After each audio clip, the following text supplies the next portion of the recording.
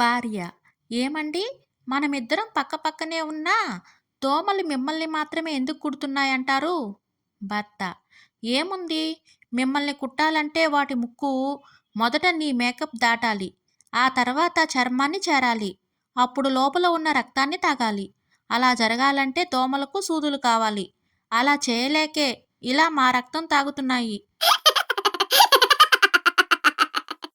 Doctor: ఈయన తలపై ఏం పడిందమ్మా, ఇంత దెబ్బ తగిలింది? కమల: భోజనం చేస్తున్నప్పుడు ఆయనకి పొలమారింది డాక్టర్.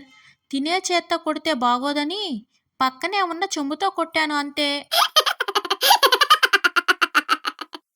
భార్య: ఏమండి, ఈ డొక్కు స్కూటర్ ఎన్ని రోజులు నడుపుతారు? చక్కగా ఒక కారు కొనొచ్చుగా. భర్త: ఇప్పుడు ఇన్ని లక్షలు పోసి కారు కొనడం వలన ఒక్క రూపాయన కలిసొచ్చే మార్గం ఉందా? భార్య: ఎందుకు లేదండి, ఎప్పుడైనా గుడికి వెళ్ళినప్పుడు చెప్పులు స్టాండ్లో పెట్టాలి, వాడు 10 రూపాయలు వసూలు చేస్తాడు. అదే కారు కొంటే అందులోనే పెట్టుకుని ఆ డబ్బు మిగుల్చుకోవచ్చు కదా. భార్య: ఏమండి, మంచి సినిమా చూపించారు, ఆ ట్విస్టులకు టెన్షన్తో గుండె ఆగిపోతుందేమో అనుకున్నాను. భర్త: అవునా, అయితే పద, ఆ పక్క థియేటర్లో ఆడుతున్న సినిమాలో అంతకంటే ఎక్కువ ట్విస్టులున్నాయట. వినయ్: వేసవిలో వేడివేడి ఆహారం తినడం మంచిదా, లేదా చల్లని ఆహారం తినడం మంచిదా?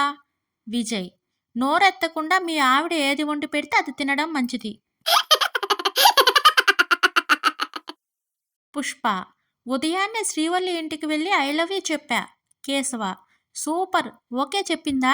పుష్ప: లేదు, ఇంటికి వెళ్ళి వాళ్ళ నాన్నని తీసుకువచ్చింది. కేశవ: మరి నువ్వేం చేశావు? పుష్ప: ఏప్రిల్ ఫూల్ అని కవర్ చేశా. కుమార్: అదేంటండి, పెళ్లి భోజనం ప్లేట్ ఫుడ్తో పాటు టాబ్లెట్లు టానిక్లు ఇస్తున్నారు?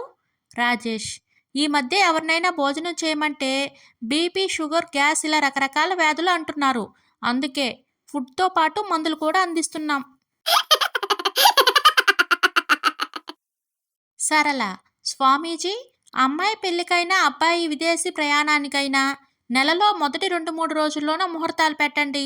స్వామీజీ: అలా ఎందుకమ్మా, మంచి సమయం చూసుకోవాలి కదా.